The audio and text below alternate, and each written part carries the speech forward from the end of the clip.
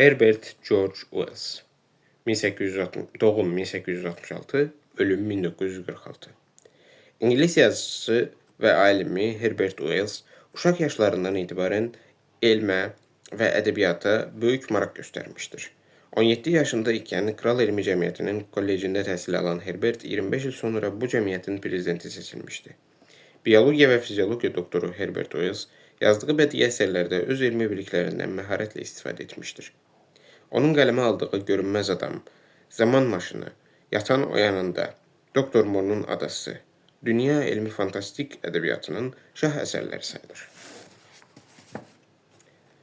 Herbert Wells, Görünməz Adam.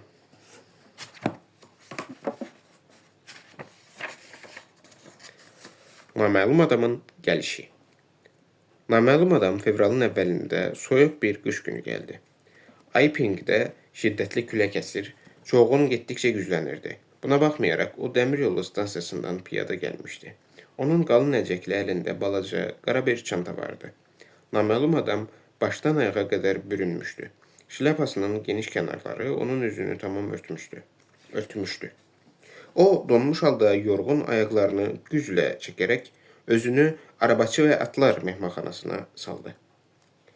Çantasını yerə atıb boğuq səslə dilləndi. Siz Allah, ocağa qalayın, mənə isti otaq verin. O üstünün qarnını çırpıb kirayə barəsində danışmaq üçün mehmanxana sahibəsinin arxasınca qəbul otağına keçdi. Söhbət qısa oldu.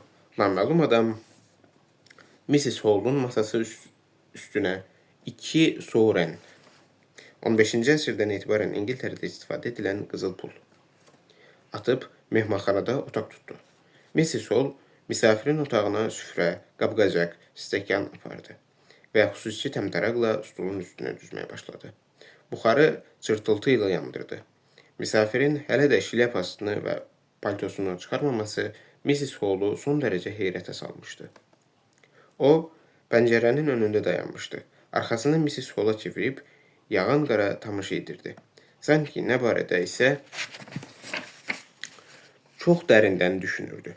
Mrs. Hall onun çiynində əriyən qarın damla-damla xalçanın üstünə töküldüyünü gördü. İzin verin, cənab, sizin palto və şlyapanızı aparım, deyən Mrs. Hall ona müraciət etdi. Mən onları mətbəxə aparıb asarım, quruyar. Naməlum adam başını çevirib çiyninin üstündən ona baxıb, mən onları soyunmağı münasib bilmirəm, dedi. Bu zaman mehmanxana sahibəsi onun böyük göy gözlük taxdığını və üzünün tamam örtülü olduğunu gördü. Yaxşı, cənab, dedi. Keyfiniz necə istəyir, elə də olsun. Naməlum adam heç bir cavab vermədi və yenə üzünü pəncərəyə tərəf çevirdi. Mrs. Hall söhbətin baş tutmadığını görüb stolun üstünü tələsik düzəltdi və otaqdan çıxdı. Sahibə geri qayıdarkən onu yenə də daş heykəl kimi pəncərənin qabağında dayanan gördü. Mrs. Hall qayğanağı və veçinanı stolun üstünə qoyub ucadan dedi. Yemək hazırdır, cənab. Təşəkkür edirəm, deyə o cavab verdi. Sahibə otaqdan çıxıb qapını örtməyincə naməlum adam yerindən tərpənmədi. Sahibə getdikdən sonra tez çevrilib stola yanaşdı. Mehmanxana sahibəsi mətbəxə qayıdıb xardal qabını doldurdu və onu qızıl naxışlı qara siniyə qoyub qonaq otağına apardı. O qapını tıqqıldadıb içəri girərkən qərib adamı nəyisə gizlədirmiş kimi cəld hərəkət etdi. Qadın stolun altında ağ bir şeyin yox olduğunu güclə sezə bildi. Sahibə xardal qabını stolun üstünə qoydu. Bu zaman qonağın palto və şlyapasının buxarının qabağındakı stoldan asıldığını gördü. Buxarının polad barmaqlığında isə bir cüt yaş çəkmə vardı. Mrs. Hall qəti addımlarla buxarıya yaxınlaşdı və etiraz qəbul etməyən bir tərzdə dedi. Zənn edirəm, indi bu şeyləri qurutmaq üçün aparmaq olar. Müsafir boğuq bir səslə şlyapama dəyməyin, dedi. Qadın çevriləndə misafirin dümdüz oturub ona baxdığını gördü. Gözləri alacalanmış və heyrətdən dili tutulmuş qadın Bir dəqiqə sanki quruyub qaldı. Misafir üzünün aşağı hissəsini nəysə ağ bir şeylə örtmüşdü. Belə ki, ağzı və çənəsi heç görünmürdü. Lakin Mrs. Solu heyrətə salan tək bu deyildi. Misafirin alnı ağ təmziflə sarınmışdı. Hətta qulaqları da sarğılı idi. Üzündə sarğılı olmayan yalnız çəhrayı burnu idi. Naməlum adam ağ yaxalıqlı, qəhvəyi məxmər gödəkçə geyinmişdi. Qara saçları çarpaz sarılmış təmzifin altından pırtlaşıq halda çıxdığından o son dərəcə qəribə bir görkəm almışdı.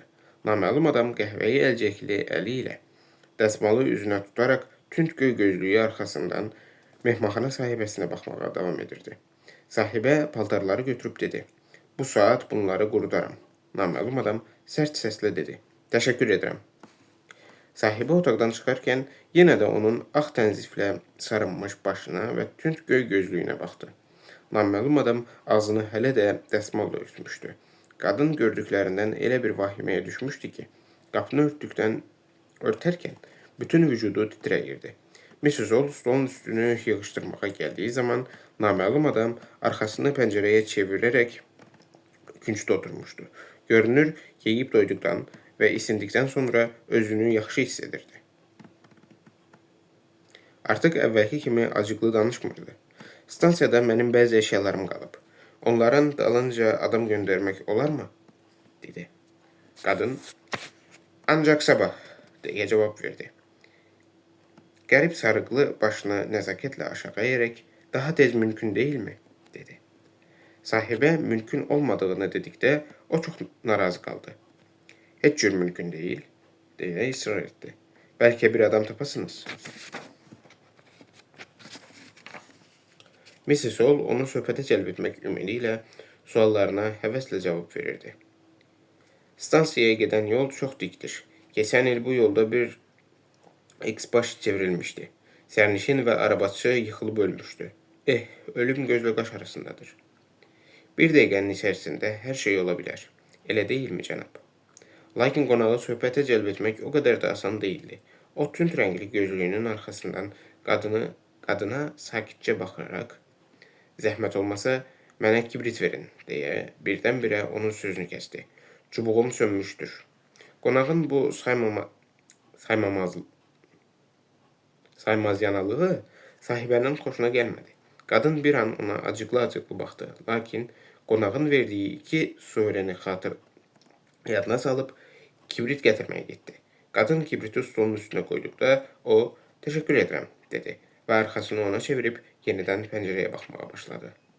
Son.